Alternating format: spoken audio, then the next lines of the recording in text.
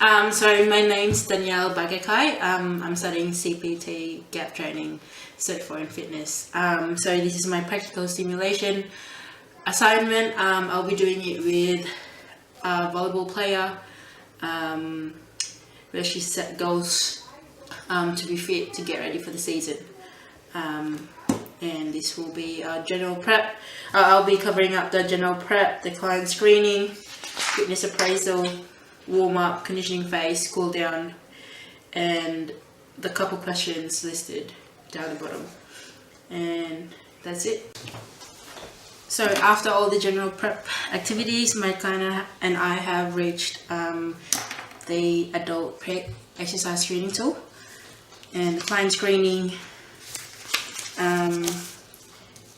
for stage 1, she's responded to no for the whole list of questions, and seeing that she is still 16, I expected her to respond for no for the whole thing.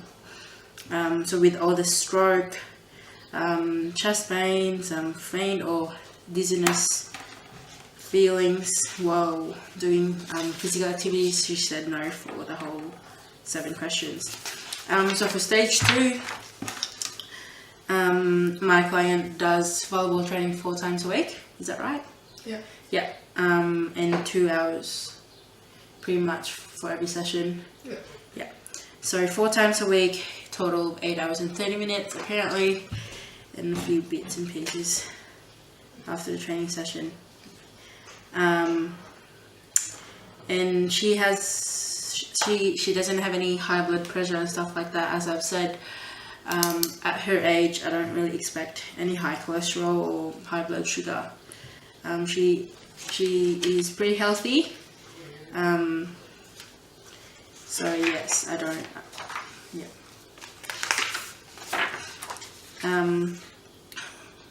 Have you spent time in hospital for any medication or medical condition? Yeah, I spent the day in hospital because of my sprained ankle. Okay. I sprained it during a volleyball tournament in Horsham. Okay. And has that affected you since? Like, No. do you still have pain in your ankle? A little bit. A little bit. It doesn't. Did really you have any medical clearance to start training again after you sprained your ankle? What, were you okay after? Yeah. The day? Yeah. A week after? Were you okay after? Yeah. Were you able to go back to training a week after? No, because the swelling hasn't gone. Oh, okay. Yet. So how long did it take you? Well, it started in 10th of June. Yeah, so in weeks or days, how many did it take you? Probably 2 to 4 weeks. 2 to 4 weeks. So you were resting for 2 to 4 weeks Yeah. because of your swollen ankle. Mm-hmm.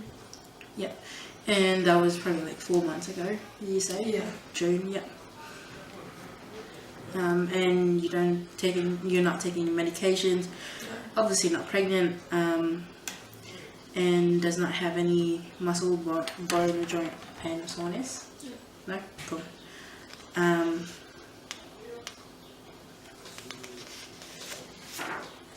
And with the AIPT lifestyle questionnaire, my client is very active and gets 9 hours of sleep every day. And do you do any more exercises besides the training that you do with your team? Well, on Mondays we do drills and.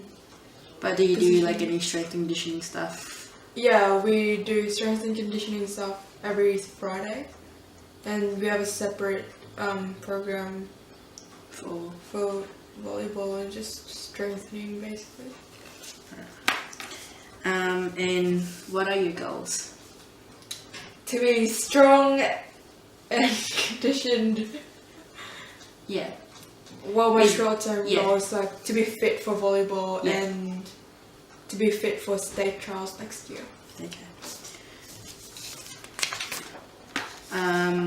And where are you now in relation to your goals? Are you starting? Are you sort of in the middle? Are you like in the peak? I'm sort of in the middle. Sort of in the middle, yeah. And what is your biggest challenge you must overcome? Time management when it comes to school, because Yeah, that's fair enough. yeah, and work as well. Yeah. Yeah.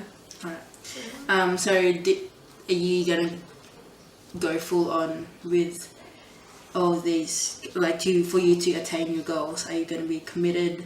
Are you sort of just gonna be like, yeah, I'll be okay because I have training with team, or are you gonna be like really committed to it? Committed. Okay, fair enough. That's good. And do you prefer exercising before school, after school? After school. Oh, okay, after school. And how many days per week? For like 3, 4 days, the whole day, 7 days. Maybe like 3 or 4. Okay. And how long for every session? Like maybe, I don't know, half an hour to an hour, or 45 to an hour? Maybe an hour. An hour, cool. And what type of exercise do you prefer training? Strength training. Yeah. Do you have any like allergies or No. Do you have like a specific dietary plan? No. No. Right. So my client has filled in her daily dietary intake. So she has 2 portions of milk, yogurt and cheese, 3 portions of veggies and beans, and 2 portions of fruit, 4 for the meat, poultry, fish, eggs, and then 1 portion of grain or cereal foods. So that probably be just breakfast, isn't it? Yeah. Yeah. 5 glasses of water a day, obviously no alcohol. Glass of tea. How many do you drink? I don't No, really you don't. drink. Yeah. Glasses of soda. Not that much. In a day? No. No, you don't really drink. Yeah, cool. And then probably like a couple servings of sweets. Is that true? Or Sometimes. okay. Well, generally two. Okay. Yeah. So I recommended her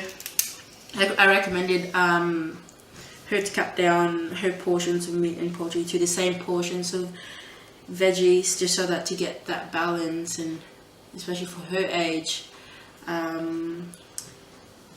balance between meat and carbohydrates and protein is essential. And also to cut down the sweets and focus on her macro and micronutrients, which would be carbohydrates, protein and fats. Yeah.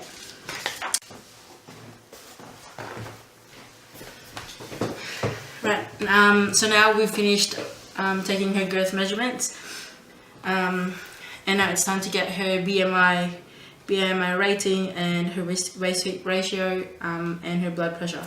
To start off with the blood pressure, I'll be using a digital device.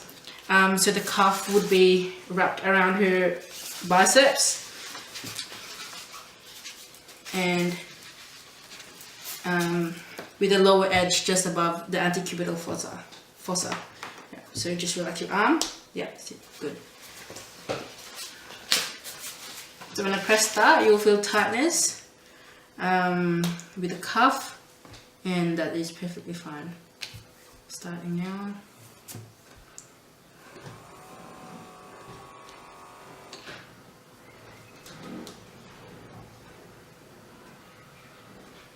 So with the device, it counts her pulse per minute, her systolic and her diastolic readings, all in millimeters over mercury, Hg.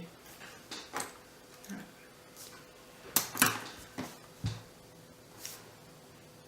Cool. 150 over 65.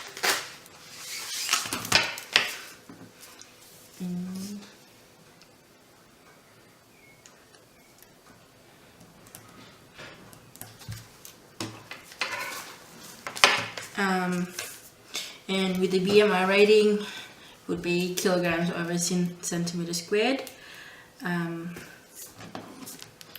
So just calculating that one, and it reaches to 20.9, which is normal for her age and for her height and her weight.